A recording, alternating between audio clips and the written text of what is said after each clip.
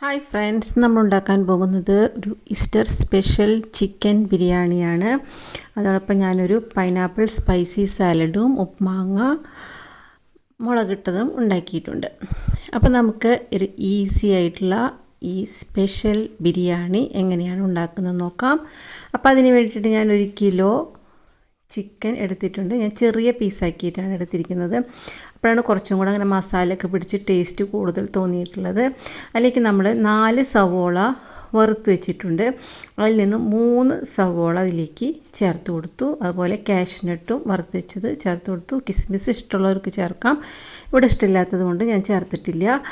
പിന്നെ 40 അല്ലി വെളുത്തുള്ളി, 2 വലിയ കഷ്ണം ഇഞ്ചി, 6 പച്ചമുളക്, കുറച്ച് മല്ലിയില, പുതിനയില, ഇതെല്ലാതും കൂടി ഒന്ന് ചതച്ചെടുത്തത് നമുക്കിതിലേക്ക് ചേർത്ത് കൊടുക്കാം. പിന്നെ 1 ടേബിൾ സ്പൂൺ മുളക് പൊടി, ഇതുപോലെ തന്നെ 3/4 table spoon biryani masala, 1 teaspoon മഞ്ഞൾപ്പൊടി, 3/4 കപ്പ് തൈര്. തൈര് ചേർക്കുമ്പോൾ പുളിയില്ലാത്ത തൈര് നോക്കി ചേർക്കുക. നമ്മളിതിൽ തക്കാളിയൊന്നും ചേർക്കുന്നില്ല, തൈര് മാത്രമേ ചേർക്കുന്നുള്ളൂ. 3/4 കപ്പ് തൈര് ചേർക്കുന്നുണ്ട്. പിന്നെ ഉപ്പ് 2 ടീസ്പൂൺ നിറച്ചും ചേർത്ത് കൊടുക്കണം. ഇത് നമുക്ക് കൈ വെച്ചിട്ട് നന്നായി മിക്സ് ചെയ്യണം. എല്ലാ ഭാഗത്തേക്കും എല്ലാ മസാലകളാവുന്ന പോലെ കൈവച്ച് നന്നായി മിക്സ് ചെയ്തിട്ട് ഒരു 20 മിനിറ്റ് നമുക്കത് മാറ്റി വെക്കണം. അപ്പോൾ ഈ സമയത്ത് നമ്മൾ അരി വേവിച്ച് വെക്കണം കേട്ടോ. വേവിക്കുക എന്ന് പറഞ്ഞിട്ടുണ്ടെങ്കിൽ 3/4 ഭാഗം വേവാക്കി മാറ്റി വെക്കണം.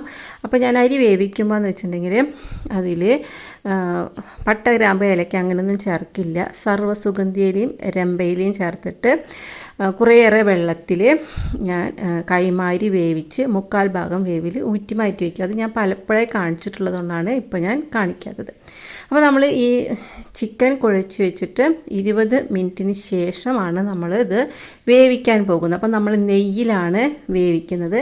സവോള വറുക്കുന്നത് വെളിച്ചെണ്ണയോ ഓയിലോ ഏതാ ഇഷ്ടമെന്ന് വെച്ചാൽ അതിൽ വറക്കാം. പക്ഷെ നമ്മൾ ഈ ചിക്കൻ നമ്മൾ വേവിക്കുന്നത് നെയ്യിലാണ്. അപ്പോൾ ഞാനിതിൽ 1/4 കപ്പ് നെയ്യ് ഒഴിച്ചു കൊടുത്തിട്ട് അതിലേക്ക് നമ്മൾ മാരിനേറ്റ് ചെയ്ത ചിക്കൻ ചേർത്തു. മസാലകളെല്ലാം ചേർത്ത്, ബിരിയാണി മസാലകളെല്ലാം ചേർത്തിട്ടുള്ളത്. എന്നിട്ട് 1/4 കപ്പ് നല്ല കട്ടി തേങ്ങാപ്പാൽ, തെമ്പാൽ ചേർത്ത് കൊടുത്തിട്ട് ഇത് മൂടി വെച്ച് വേവിക്കുക.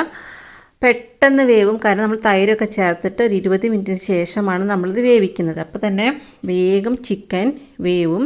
ചിക്കൻ വെന്തിട്ട് വെള്ളം ഒന്നിങ്ങനെ വറ്റി ഒന്ന് കുറുകി പാകമാകണം. അപ്പോഴാണ് നമുക്ക് ഇതിലേക്ക് 3/4 ഭാഗം നമ്മൾ വേവിച്ച് വെച്ചിരിക്കുന്ന റൈസ് ചേർത്ത് കൊടുക്കുന്നത്. അപ്പോൾ നിങ്ങൾക്ക് റൈസ് വേവിക്കുന്നത് ഇനി കാണണമെന്നുണ്ടെങ്കിൽ ഞാൻ വേറെ ബിരിയാണിയിൽ ചെയ്തിട്ടുള്ള വീഡിയോയുടെ ലിങ്ക് കൊടുക്കാം. കാരണം എന്ന് വെച്ചിട്ടുണ്ടെങ്കിൽ എപ്പോഴും ഇതിങ്ങനെ ഒരുപോലെ പറഞ്ഞുകൊണ്ടിരിക്കണമല്ലോ എന്ന് വിചാരിച്ചിട്ടാണ് ഞാനത് കാണിക്കാതെ ഇരുന്നത്. പിന്നെ വീഡിയോ വെറുതെ ലെങ്ത്ത് കൂടും ചെയ്യും. നിങ്ങൾ എൻ്റെ വീഡിയോസ് കാണുന്നവരാണെങ്കിൽ അവർ പലവട്ടം ഇത് കണ്ടിട്ടുണ്ടായിരിക്കും.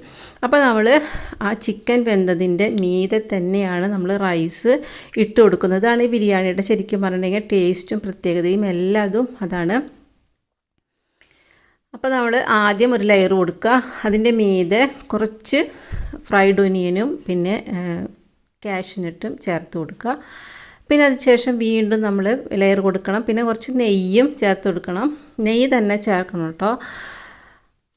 പിന്നെ നമ്മൾ കുറച്ച് അരി വേവിച്ച വെള്ളം, ഉപ്പിട്ടിട്ട് വേവിച്ചിട്ടുള്ള വെള്ളം കുറച്ച് ചേർത്ത് കൊടുക്കുക. അതെന്ന് വെച്ചിട്ടുണ്ടെങ്കിൽ നമ്മൾ ദമ്മിടുമ്പോൾ ചോറ് ഉണങ്ങിപ്പോകാതിരിക്കാനാണ് നമ്മളത് ചേർത്ത് കൊടുക്കുന്നത്. പിന്നെ വീണ്ടും നമ്മളിതിൻ്റെ ലെയറായിട്ട് അങ്ങനെ എത്ര ചോറുണ്ടോ അതിങ്ങനെ കുറച്ച് കുറച്ച് ലെയറാക്കി അതിൻ്റെ ഇടയിൽ ഇങ്ങനെ സവോളയും നെയ്യും ഒക്കെ ചേർത്ത് കൊടുക്കുക. അവസാനം മാത്രം നമ്മൾ മല്ലിയിലയും പുതിനയിലയും ചേർത്ത് കൊടുത്താൽ മതി. നമ്മളിതിൽ ഒരുപാട് മല്ലിയിലയും പുതിനയിലയും ചേർക്കില്ല. നമ്മൾ ആദ്യം ചിക്കനിൽ കുറച്ച് ചേർത്തു, പിന്നെ അവസാനം ദമ്മിടുമ്പോൾ നമ്മൾ കുറച്ച് ചേർക്കുന്നു. അത്രയേ ഉള്ളൂ, ഒരുപാട് ഫ്ലേവർ വേണ്ട. പിന്നെ അതുപോലെ തന്നെ നമ്മൾ ലാസ്റ്റ് കുറച്ച് പാലിൽ ഒരു മഞ്ഞൾപ്പൊടി ഉണ്ടെങ്കിൽ മഞ്ഞൾപ്പൊടി, അല്ലെങ്കിൽ സാഫ്രൺ, അതിലേതെങ്കിലും ഒന്ന്. അപ്പോൾ അതെല്ലാവരുടെ അടുത്തും ഉണ്ടാവില്ല. അപ്പോൾ അതുകൊണ്ട് ഞാൻ കുറച്ച് മഞ്ഞൾപ്പൊടി ഇട്ട് തന്നെ കാണിച്ചു തന്നു. അപ്പോൾ നമ്മൾ മഞ്ഞൾപ്പൊടി മിക്സ് ചെയ്തിട്ട് അതിൻ്റെ മീതെ ഇങ്ങനെ തിരിച്ചു കൊടുക്കുക. എന്നിട്ട് 20 മിനിറ്റ് വളരെ കുറഞ്ഞ തീയിൽ അവിടെ ഇരിക്കട്ടെ.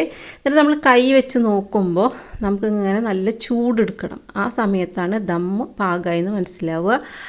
അപ്പം ആ മുടിയുമേട്ടോ കൈവച്ച് കൊടുക്കുമ്പോൾ അപ്പോൾ നമുക്ക് നമ്മുടെ ബിരിയാണി പാകമായിട്ടുണ്ട്. അപ്പോൾ നല്ല സൂപ്പർ ബിരിയാണിയാണ്. എല്ലാവരും ട്രൈ ചെയ്ത് നോക്കണം. ബിരിയാണി മസാല ഞാൻ ഉണ്ടാക്കുന്നത് എങ്ങനെയാണെന്ന് ഞാൻ മുമ്പൊരു വീഡിയോ ഇട്ടിട്ടുണ്ട്. അതിൻ്റെ ലിങ്ക് വേണമെങ്കിൽ ഞാൻ കൊടുക്കാം. അപ്പോൾ എല്ലാവരും ഈ സിമ്പിളായിട്ടുള്ള പക്ഷെ വളരെ ടേസ്റ്റി ആയിട്ടുള്ള ബിരിയാണി ട്രൈ ചെയ്ത് നോക്കുക. നല്ല അടിപൊളി ബിരിയാണിയാണ്. പിന്നെ ഞാൻ ആ സ്പൈസി പൈനാപ്പിൾ സാലഡിൻ്റെ റെസിപ്പി ഞാൻ വീഡിയോ അപ്ലോഡ് ചെയ്തിട്ടുണ്ട് കേട്ടോ. അപ്പോൾ അതും കണ്ടു നോക്കുക. അത് നല്ല ടേസ്റ്റാണ്, വെറുതെ കഴിക്കാൻ നല്ല രസമാണ്. ആ പൈനാപ്പിൾ അത്ര വലിയ എരിവൊന്നുമില്ല, പക്ഷെ എന്നാലും ഒരു എരിവെടുക്കും. അപ്പോൾ എല്ലാവരും ട്രൈ ചെയ്യുക. അത് കഴിഞ്ഞ് എൻ്റെ റെസിപ്പി എൻ്റെ വീഡിയോസ് ഒക്കെ ഇഷ്ടപ്പെട്ടെങ്കിൽ ചാനൽ സബ്സ്ക്രൈബ് ചെയ്യുക. ബാക്കി എല്ലാ വീഡിയോസും കാണുക.